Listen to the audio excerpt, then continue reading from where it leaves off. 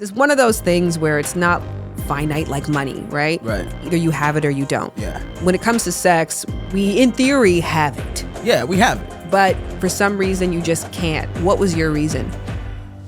Like, it's almost like a clock was being kept in the when was the last time that we had sex, right? And it was just like, I knew when it got to X point and then we're laying down together, it was just this pressure you felt that was coming from, almost like I could see her staring at me like, waiting for some dick, like, you know what I'm saying, type of shit. Like, it felt like, and every night that I would lay down or whatever and feel that pressure, knowing I wasn't about to be able to deliver, it was just, that made it worse. Every 7 seconds, a man thinks about sex. That's more than 500 times an hour and more than 12,000 times a day. And even though that sounds crazy, I'm sure it sounds kind of familiar because that stat has circulated for decades. Mythbuster, there is no scientific evidence to back that up. And studies that have been done on this cite that men think about sex an average of 19 times a day, with the highest number of that group studied being 380 thoughts a day and the lowest being once a day. Which, if you think about it, if you're a part of a study that says, record how many times you think about sex today, you're gonna think about sex at least once that day to note the fact that you never once thought about sex that day. Point being, in a society that's conditioned us to believe that all day men dream about sex, what do you do when you find yourself in a relationship with someone who doesn't want to have sex with you? And that's what we're talking about on this episode of Lovers and Friends. I'ma take you on a trip, baby, I don't pretend. I said, lovers and friends. I'ma hold you down to the end. I said. Hi, my name is Shan Boudreaux. I'm a sex and relationship educator who has worked in this space for over 15 years. And in that time, I've been a part of various projects, one of them being about HSDD, hypoactive sexual desire disorder. And this is a condition for women who identify with having frustratingly low sex drive. And through that, I've talked about this topic a lot. And interestingly, this episode is the first time that I've talked about this for men.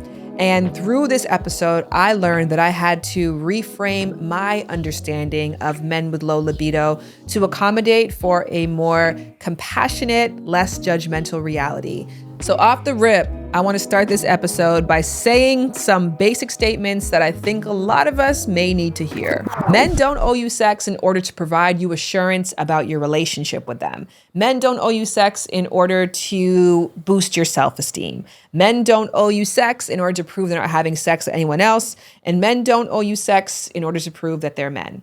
Just like any other bodies, ones with penises go through different sexual cycles powered by their overall physical health, their hormones, their environment, and of course, their mental health. Sometimes their physical health and mental health and environment line up to lead to a place where healthy sex is possible and optimal. On the flip side, sometimes these factors lead to a sex life that's unhealthy for them and or everybody involved. And then there are other circumstances that lead a man to having little to no desire for sex at all. I once had a male partner who had a very low sex drive and actually told me that he felt like I was using him for my sexual pleasure. And I could never initiate again after that. I dated someone who struggled with their mental health, and one of the side effects was a low sex drive.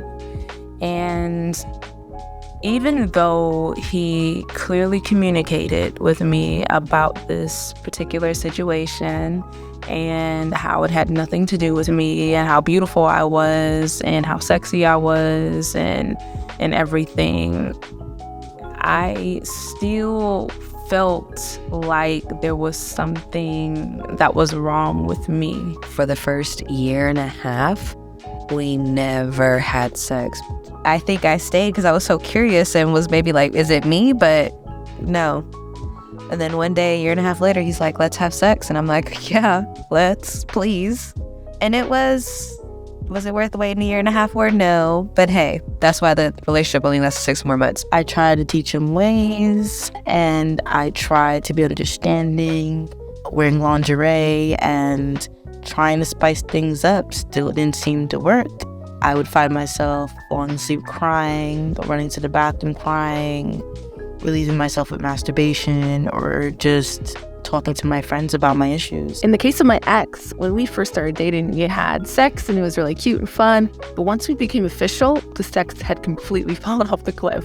I would try to initiate, dress sexy, or like give morning blowjobs, be cute like that. But he just kept declining it every time and just would say, I'm not in the mood, or, he's like, I'm just having a little bit lower sex drive. And he fearfully told me I'm asexual. And for me to hear that was the biggest relief in the world. And I was accepting of it at first, but as soon as you try to make more advances and you see that they really just aren't up for it, there was a lot of depression on his end. And I wish that I would have given more grace.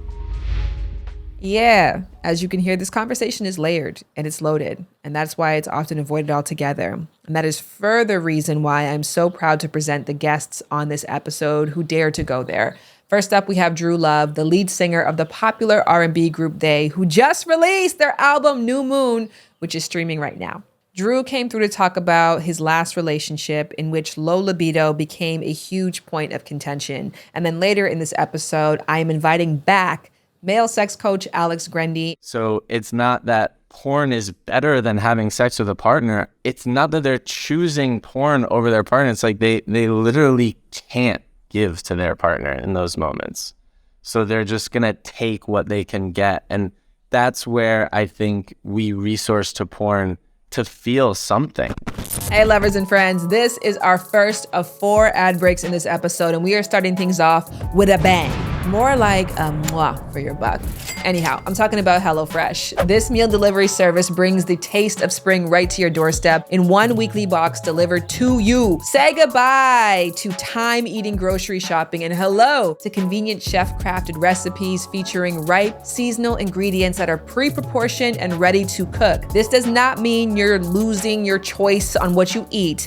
Now, every week HelloFresh has over 40 weekly recipes to choose from and more than 100 items like snacks, easy lunches, extra portions, desserts, and pantry necessities to round out your grocery shopping order. Lovers and friends, listeners, you all know how my daughter Ryu loves her some HelloFresh. Look out, that's hot. That's hot, baby. Fun fact, every plate is now owned by HelloFresh, so that means more options for lovers and friends depending on your price point and your preferences. Speaking of price, go to HelloFresh.com/lovers16 and use code lovers16 for 16 free meals plus free shipping. That is crazy. Free groceries delivered to your door and 16 free meals. See why HelloFresh is Ryu and America's #1 meal kit. And get so much bang for your buck by going to HelloFresh.com/lovers16 and use code lovers16 for those 16 free meals plus free shipping. I'm excited to talk about sex. I love talking about sex. And when a guest is like, let's talk about it, I'm like, yes. But we're talking about not having sex, which is just as interesting too. It is, because everybody loves it. So back me up.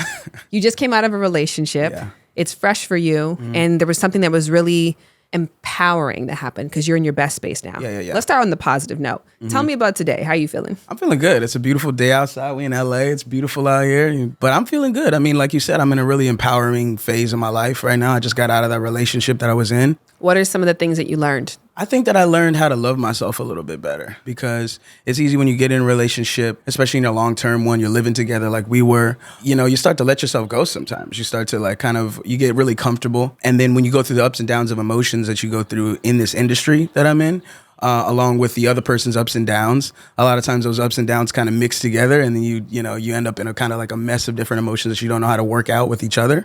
And it kind of affects your confidence in yourself and the way that you look at yourself because you're so focused on dealing with another person's problems along with yourself that you kind of forget how to cope with those issues that you do on a normal basis. So I think that the longer that I was in that relationship and the longer that I feel like I neglected my own love and my own needs for myself in attempts to like work on somebody else's issues, I think that that's what started making me kind of lose it for myself and lose love for myself. And one day I woke up in the mirror and I was like looking in the mirror and I didn't love the way that I looked and I didn't love the way that I felt about myself.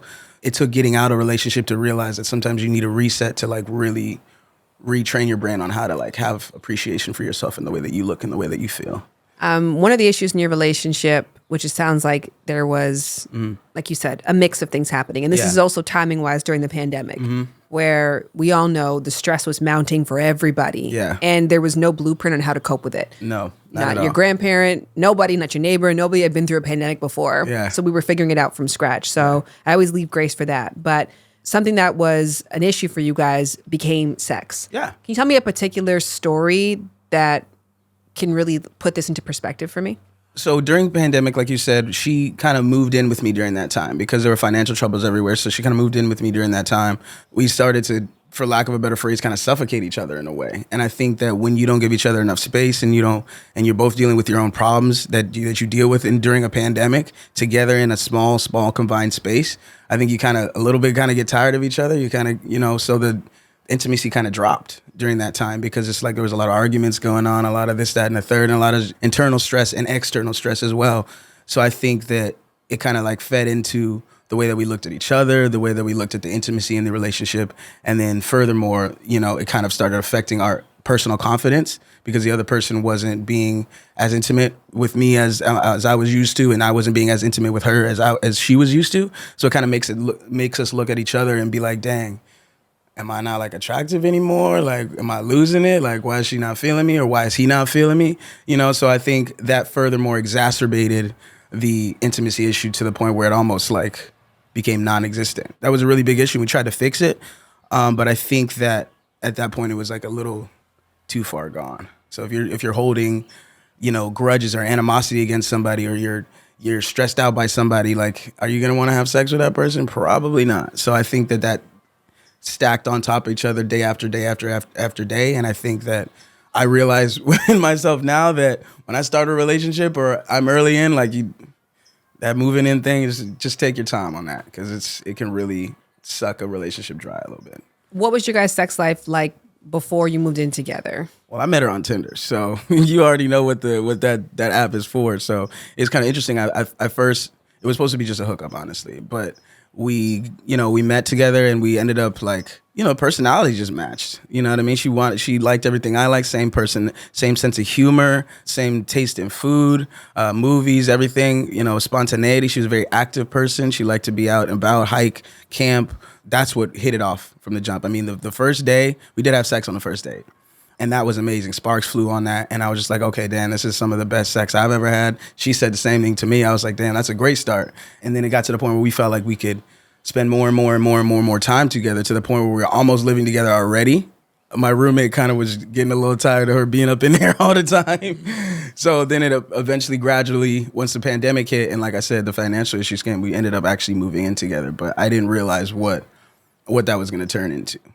I want to just go back for a second because Tinder does a really great job of trying to step away from the stigma that they're a hookup app. Yeah. No, we're a dating and connecting app. But I think it's usually, let's try to have sex, and then if there's another connection after that, then cool. I think some people, like on their little bios and stuff, they kind of like put a disclaimer like, hey, I'm not about to do this on it. And I usually just swipe to the left on that. Because you go on there on Tinder especially to look for that. And then if there's a deeper connection after that, then that's when I think you can explore that. But I think most people kind of look for it for a hookup app. And so then we're talking sex on the first date, and then every time you see each other. Mm-hmm. And then tell me about the decline. Like, how did it go from, it went from hot and heavy and constant to then moving in together and a little bit less? Like, just give me the ebb and flow. Yeah, so it went hot and heavy. We moved in together. It was still pretty hot and heavy. It was going on trips and vacations, things like that. And every time we go somewhere spontaneous, that definitely makes the juices flow. You know what I'm saying? So it was pretty hot and heavy first year or so living together, year and a half. And I think we lived together for about 3 years almost. And I think on the second half of that is when it started to decline a little bit. And I think that that's also because, some of the spontaneity, some of the trips and some of the crazy stuff stopped happening because obviously this pandemic hit, money was a little tighter. I started working on this album.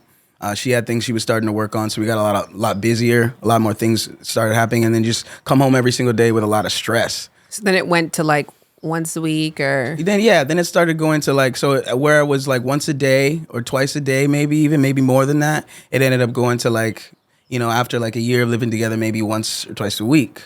And then when things started getting really bad, it was like once every few weeks or something like that, to the point where there was like a time, I think the longest it ever went was like, we went like a month month and a half without, and that was very, very abnormal for me and very, very abnormal for her. So when we started to hit that point, we started to realize, okay, that was like a really deep issue. So we tried to get a little bit of therapy, tried to talk it out and stuff like that. But it just got to the point where we felt like a clean break was probably the better way to go.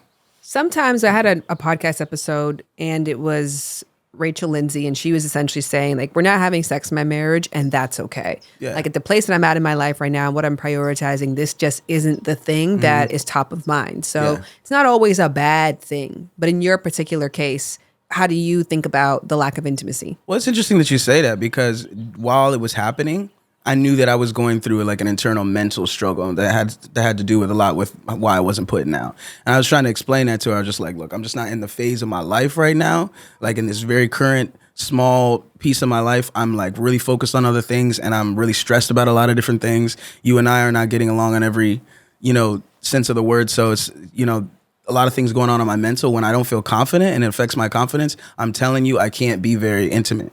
And it's just a phase right now. I want to promise you it's not going to be forever. Like, let's work through it, this, that, and the third. But it got to a point, and I can understand her as a woman, feeling where she kind of internalized it. And it was like, okay, you're not being intimate with me because I look like this, or because maybe you don't like the way that I look anymore. Or maybe there's something you don't like about me, and kind of internalized everything and didn't. Well, I think that what hurt me the most is that she didn't realize that when I say that it has something to do with my own mental and it's something that I'm going through, she wasn't able to accept that it had nothing to do with you. I think it's important to understand that there can be phases in relationships where you don't have sex. It doesn't mean that you guys aren't into each other. It doesn't mean that you guys are not sexual people. You guys can have different focuses going on in your life. And sex is something that definitely takes a lot of focus and energy. And if you're at a phase in your life where different things are going on where you can't give that much energy to that at that point, I think it's understandable, especially if you guys have a real strong bond and understanding that sex will come back, and there'll be pockets where that sex is active and pockets where it isn't. I think that's okay. But I guess it's to each their own. I mean, some people need sex all the time at every given point, no matter what's going on, and that's understandable too. Well, we were talking about this before, how stereotypes come into play here, because you're an R&B singer. Yeah. So I think already traditionally there's a stereotype on your sex life. Yeah. You're a man, you're a black man. Yeah. So those things combined, there's probably an assumption that you're horny all the time. Yeah. In that relationship was the first time I realized, like, damn, okay, this stigma is now kind of working against me, because I am going through a phase where I'm not very active, and this person's just like, what the heck, this is not you, this is not what you portray yourself as, this is not what I see you as, this is not how I met you as. And so that's the first time that stigma really caught up to me in a way that I didn't expect, you know what I mean? But I would say for the most part it's not usually a problem, but I now know that I have those pockets. Well, that stigma just didn't give you space to be human. Yeah, exactly. To be dynamic. That's exactly what it is, and give me space to be myself. Because as much as I am a sexual individual and I'm an R&B singer, I love singing about it, I love talking about it, I love doing it. At the end of the day, I am still a human, and I still have feelings, I still have emotions that happen to go up and down at different points. And sometimes during those down periods, it's hard to find that sexual energy to want to exchange that with somebody. Welcome to our second of 4 ad breaks. Now, as we're discussing, there's so many reasons why people lose interest in sex within a relationship. So we have to remain curious. And one of the reasons could be that one person is not as sexually satisfied as the other. And sex, as we know, is better when everyone is enjoying themselves. And that is why Dame, our sponsor in this episode, designed Eva, the first hands-free vibrator for couples. Boost pleasure and connection for all with a little toy that won't get in the way. Go to dame.com and use the exclusive code LOVERS today for 15% off site-wide. If you follow me on Instagram, you already know that I have worked with Dame a number of times, and I will continue to do so because they are chic, they are pleasure-focused, body-safe, and most importantly, for a sex toy company, they feel fucking fantastic. For example, Eva has a huge cult following because it's a toy designed to provide clitoral stimulation during vaginal intercourse. And I do mean designed. It hugs the labias to hit the right spot, and more importantly, to stay there. So what are you waiting for? Try adding a new toy into the mix and discover new layers of pleasure that you can indulge in solo or with a partner. Go to dame.com and use the exclusive code LOVERS for 15% off Eva or any products on the site.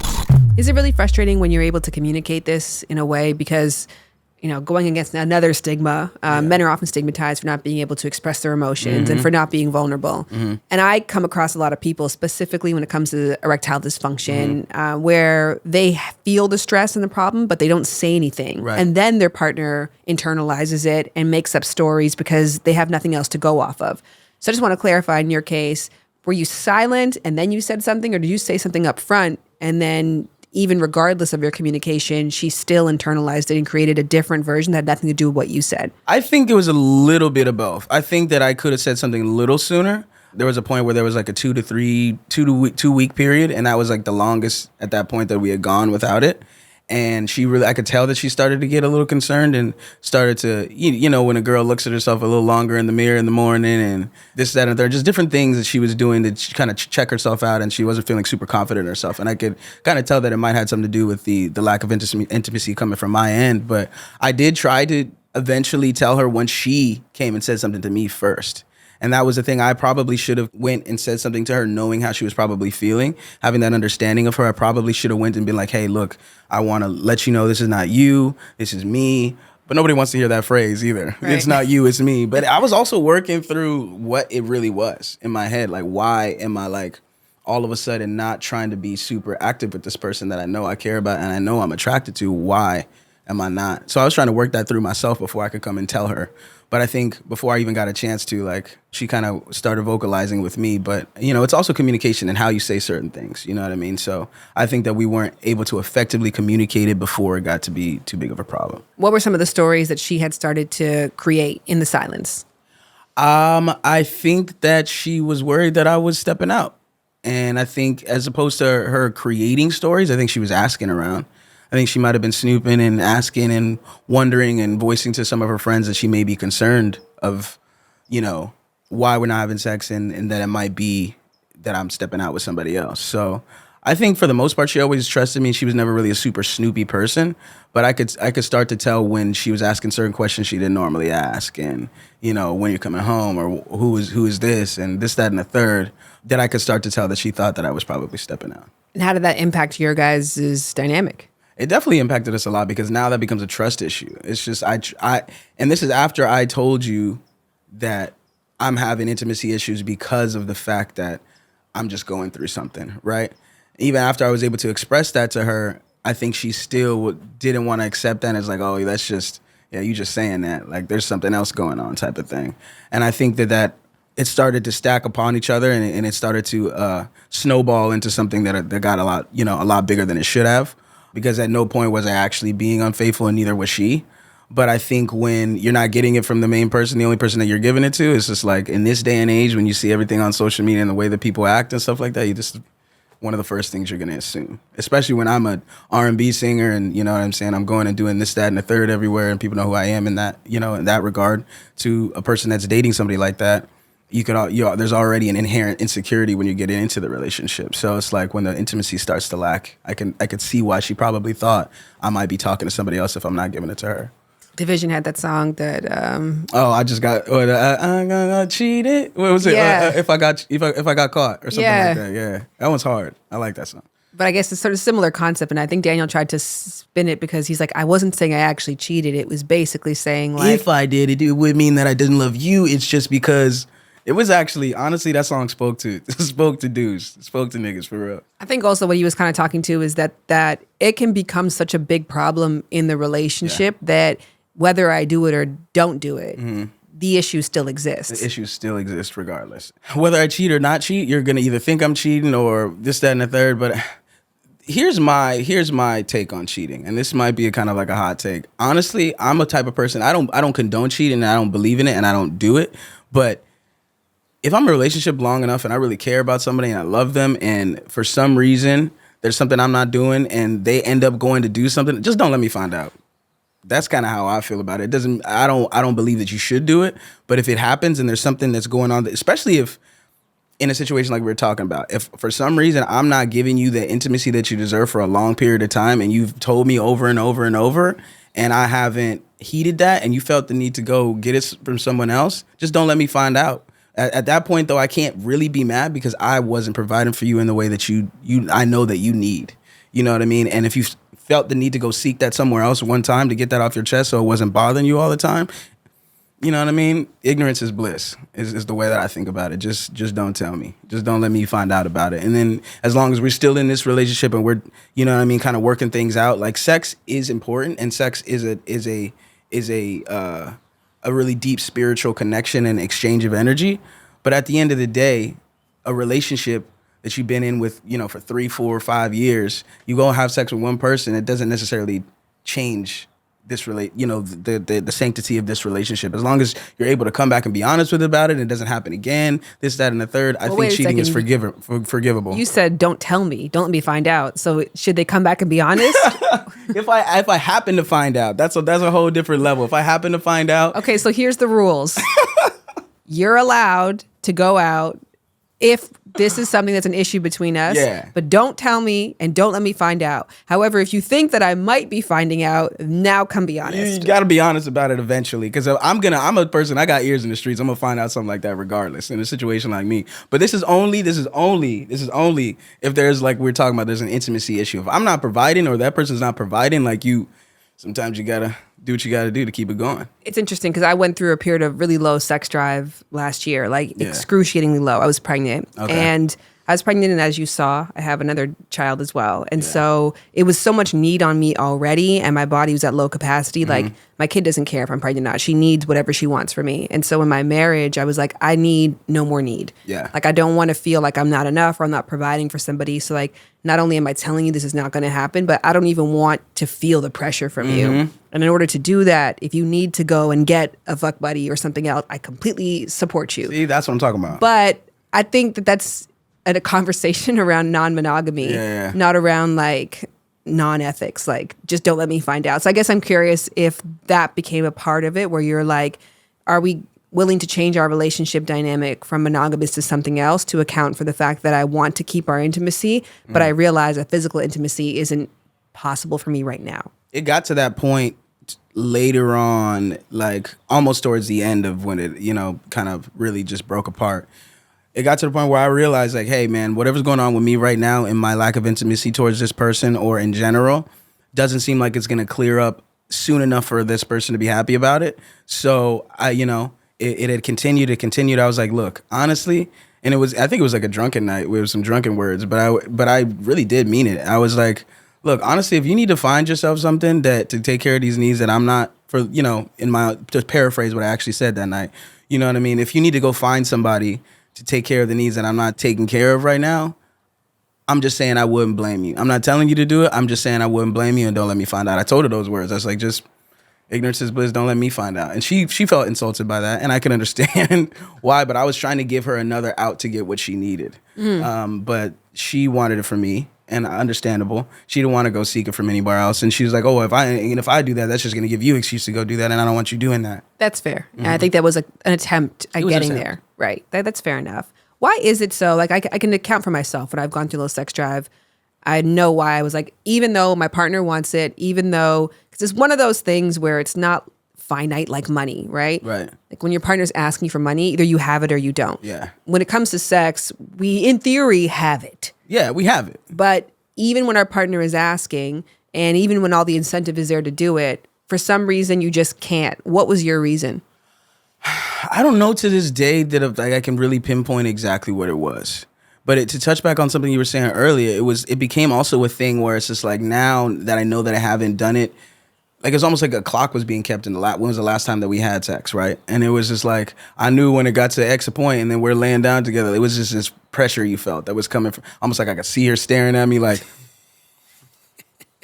waiting for some dick, like, you know what I'm saying, type of shit. Like, it felt like, and every night that I would lay down or whatever and feel that pressure, knowing I wasn't about to be able to deliver, it was just, that made it worse. That almost pushed my desire back even farther, because now it became a pressure thing, and it shouldn't be a pressure thing with the person that you're in a relationship with. So to answer your question of what it was that why I couldn't do it, I could have, but I knew that, like, you're probably not about to get a great performance out of me, and it's probably not going to please you. And if I sit there and do this and I don't finish, or I don't stay up the whole time, or I'm just like not in it, it's probably going to make you feel worse than if we didn't do it at all. type of thing. So that was part of the reason why I was like, there was a couple of times I'm like, all right, let me just do it to make sure she's good.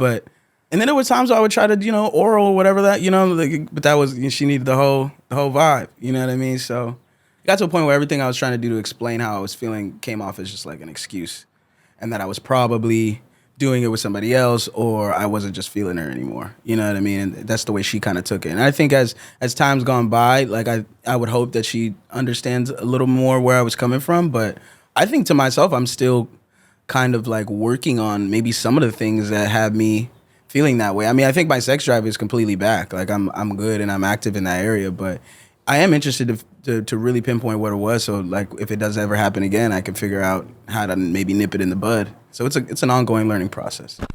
Pardon the interruption, popping in to talk about composting because ever since I post this to my story, and you want to know, is it dirt? That's dirt, baby. So many of you have hit me up with questions, so I want to answer a few right now. 1, what the heck is that tiny looking spaceship? That's a Lomi.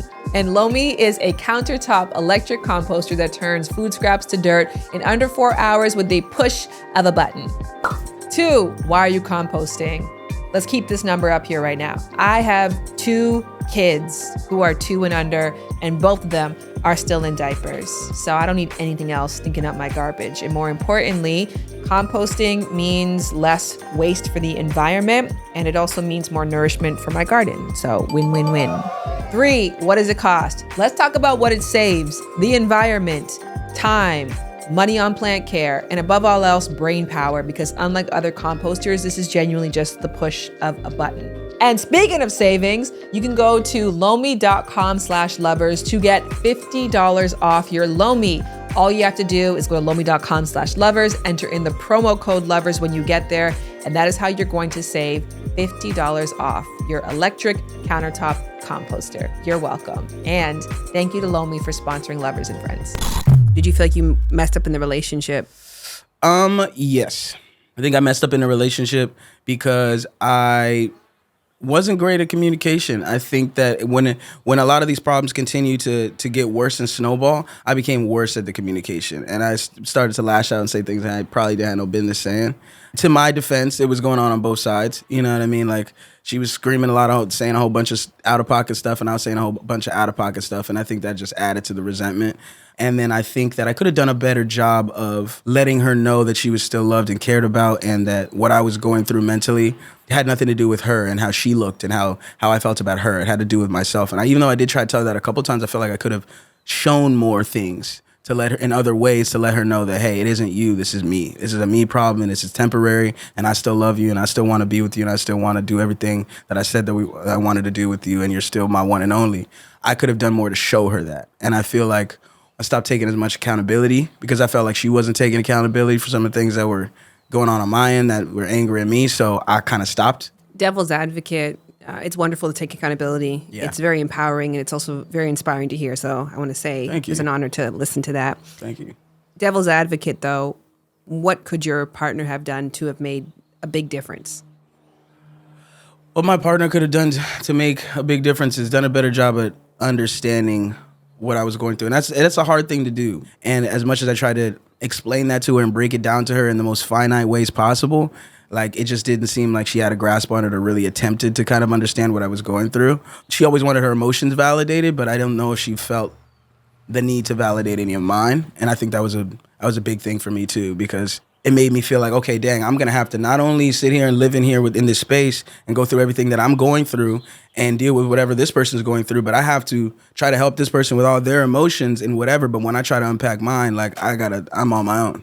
Yeah, it sounds like you were at that place in the relationship where one person's leg was blown off, and the other person's arm was blown off, and then they were like, my leg is missing. You're like, well, my arm is missing. Yeah, and one of those. You start arguing, and then you just bleed out. Yeah. You talked about satisfying yourself, like masturbating, even though you don't want to have sex with your partner. Yeah. Why does that happen? Yeah, that's an interesting one. And she noticed that. That's what really got that one interesting. It's like, dang, not only you're not having sex with me, but I'm pretty sure you're in there jacking off or something at some point when I'm not around.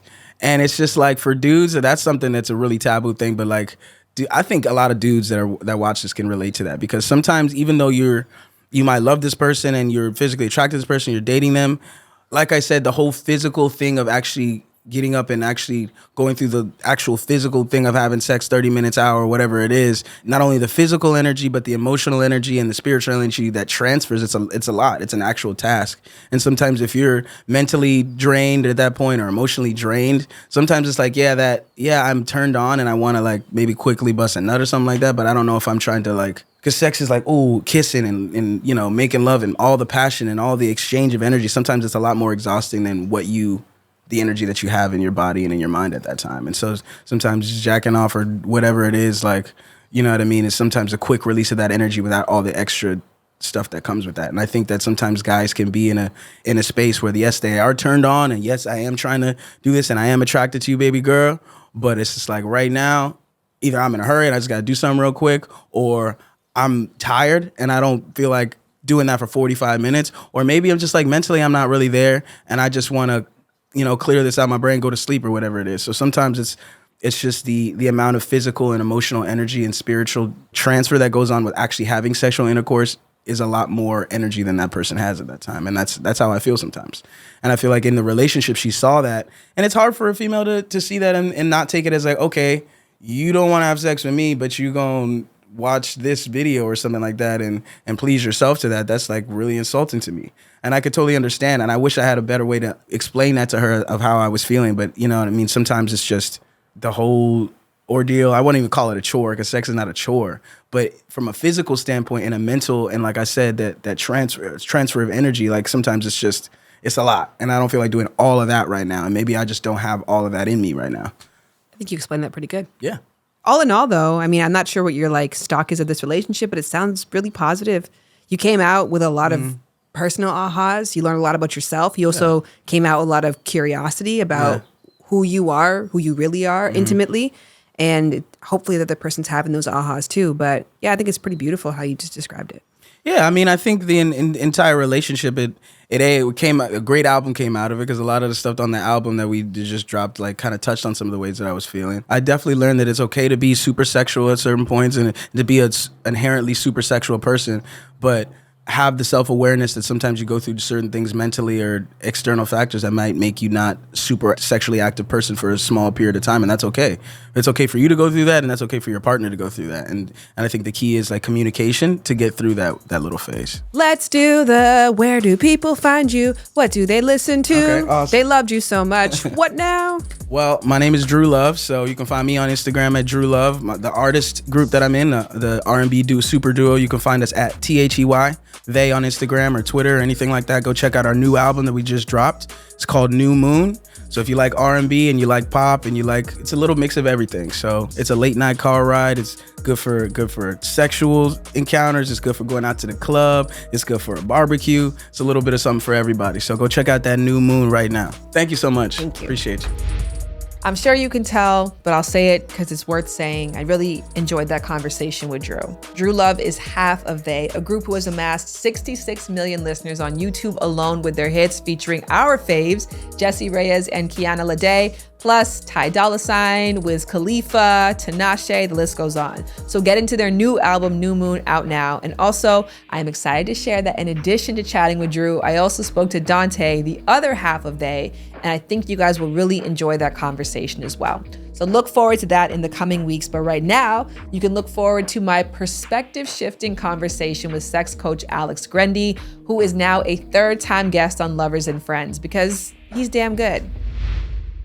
There is this huge misconception about men that men are dogs, men always want to have sex, men are always ready to get hard. We're going to get to that interview right after I show some love to our fourth and final sponsor of this episode, Skims. But truly, this is not even an ad break. This is a I just need you to know this break. Lovers and friends, if you have not gotten to Skims yet, you just might need to. Skims is a solution-oriented brand creating the next generation of underwear, loungewear, shapewear for literally everybody. Admittedly, I've been slow to this party, but bar none, the Skims bodysuit is the best bodysuit I've ever owned before. And after getting the one in black, I went and got it in every color available in my size.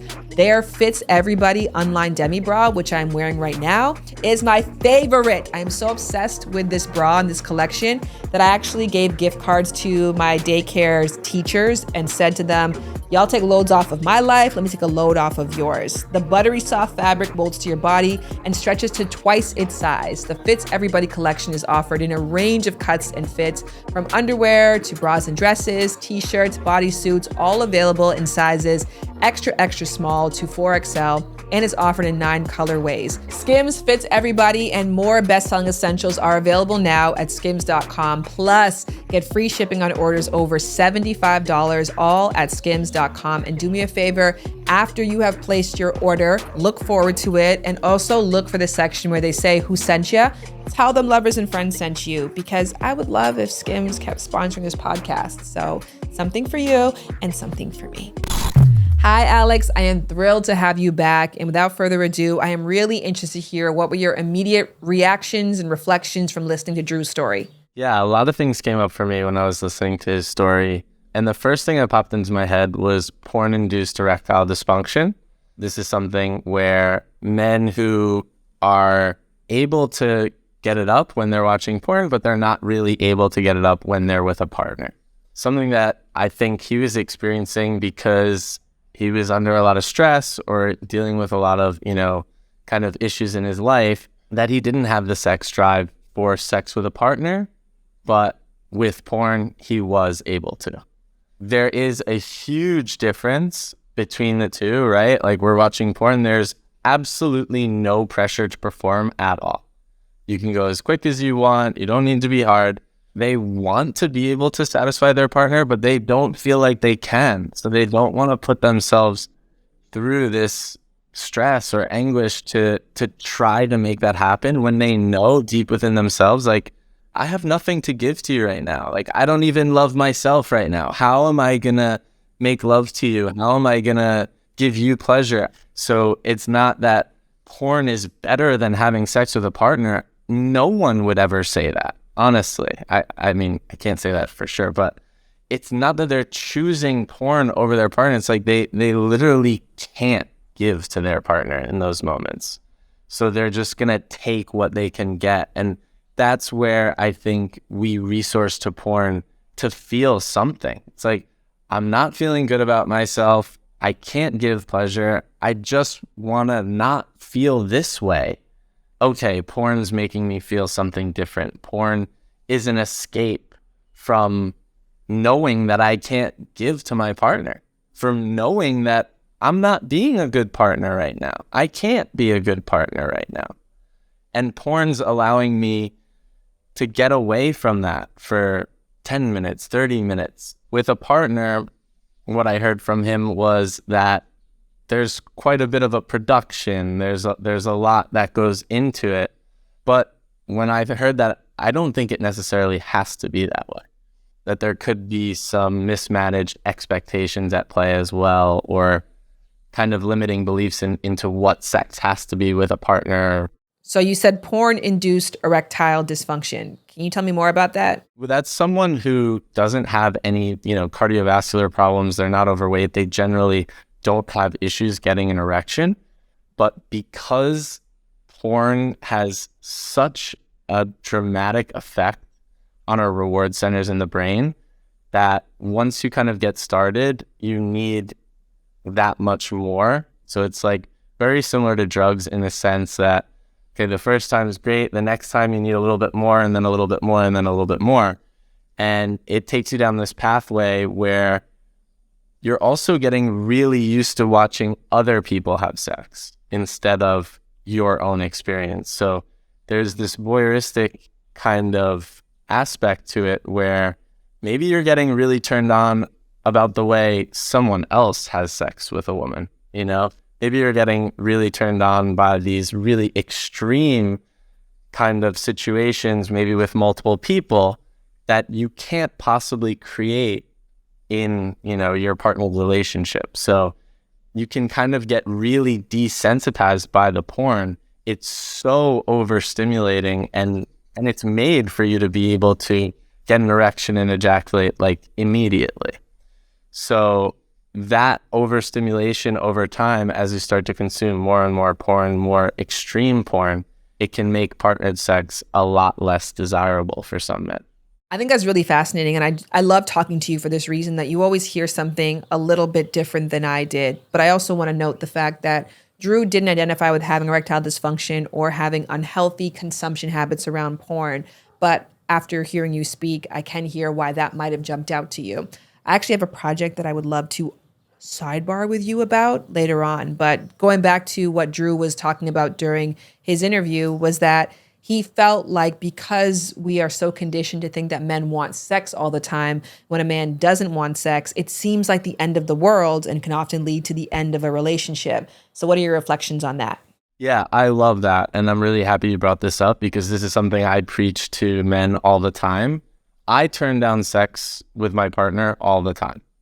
If I am not in the mood, it is a disservice to myself and the relationship to have sex when I really don't want to. There is this huge misconception about men that men are dogs, men always want to have sex, men are always ready to get hard. And that's part of just like, I think the biology of men can get aroused much quicker than women. So that means that they want to have sex. It's like, just because I'm hard doesn't mean I want to have sex. I wake up hard. That's not how it works. Women don't really understand that. I think it's something that everyone needs to understand, is that every man is different too, and based on what he's going through. And there will be moments, even when he's not stressed, that he just isn't in the mood, and that's totally okay. You know, recently I was with someone and I felt like they wanted to have sex. Well, they did want to have sex really often. And I was wondering if it was because they wanted to have sex with me or because they wanted to get off. And I love pleasure, but I'm not also like here just to get you off too. You know, like I want to support you in that, but I also want to feel like you want me. Men are afraid to say no to sex. They feel like there's something wrong with them if they do. And I think a lot of what I see happens is that men will have sex when they don't want to, and that's when they have these really negative experiences. Maybe they'll have erectile dysfunction and their partner will be like, wait, what's going on? Are you not attracted to me anymore? It's like, actually, I didn't want to have sex in the first place, but I didn't know how to say it because I'm super stressed. I can't be thinking about this, but I'm worried about being a bad partner. It's like this terrible recipe for intimacy, but men feel that pressure because they want to be a team player or they feel like that's expected of them, but it really is super negative to still engage when you don't want to. Like I always say, like the truth always comes out, you know, it's like you didn't want to in the first place and that's why it wasn't a good experience. But I do think, again, when we're conditioned to think that men just care about sex and that quantity is so important and that lack of availability to sex is one of their biggest issues, when you're providing and they're not open to receiving, that leads to tons of insecurities. And one of the things that I talked about in the episode is, you know, opening yourself up to the reality that men don't owe you sex in order to maintain your self-esteem. They don't owe you sex in order to provide assurance about your relationship. They don't owe you sex in order to prove that they're not having sex with someone else. And this seems like very simple mantras, but they can be very difficult for people in a relationship to accept. Why do you think that is? Yeah, I first want to acknowledge that it would be really challenging for a partner to hear that their partner has no sex drive. Like, I understand her discomfort that she's like, wait, why don't you want to have sex with me? What's going on? It must be me. Like, I really do empathize with that perspective. It must feel really rejecting. At the same time, I think there does need to be some understanding and compassion, and it goes straight into like men's mental health. And I think this could be part of the issue, is that maybe men aren't willing to say to their partner, I'm not doing okay. I'm really stressed. I'm not in a good place right now. And if we can normalize that, then there would be this understanding of like, oh, you're really depressed right now. Well, of course you're not going to be interested in having sex. So again, trying not to take that personally and supporting them in the best way possible to help them out of that dark place. and being able to say, hey, like, let's go through this rough patch together. I'll love you through it. And then on the other side, we're going to have that amazing experience. So yeah, I think it's a lot of trust and faith and understanding the humanness of everyone. Alex, you did it again. Please tell people where to follow you. Yeah. So I have my main core product, which is for a 3-month program for men who are really struggling with some form of performance anxiety, whether it's premature ejaculation or erectile dysfunction. This is a place where we go through everything you need to know to be able to last longer and experience full body pleasure and give your partner, the best experience possible. And that's ongoing. And men are doing amazing things, changing their lives. Recently had a guy who broke up with his partner because he felt like he wasn't good enough. And then fast forward like 8 months later, they're married and having a kid. So pretty unbelievable things can happen when you're able to ask for help. I just got goosebumps because I really want to share kind of how this unfolded. The man broke up with her because he felt he couldn't give her what she needed and what she deserved. And she reached out to me. So she didn't give up. She was like, this is the man I want to be with. He's going through a really rough time. I'm going to do everything I can to try and support him, even if it's in this kind of like third party way. She was reaching out to me, anyone. And so that was a big part of how this happened, is she reached out to me. Took a couple of weeks for him to then, be able to get in contact.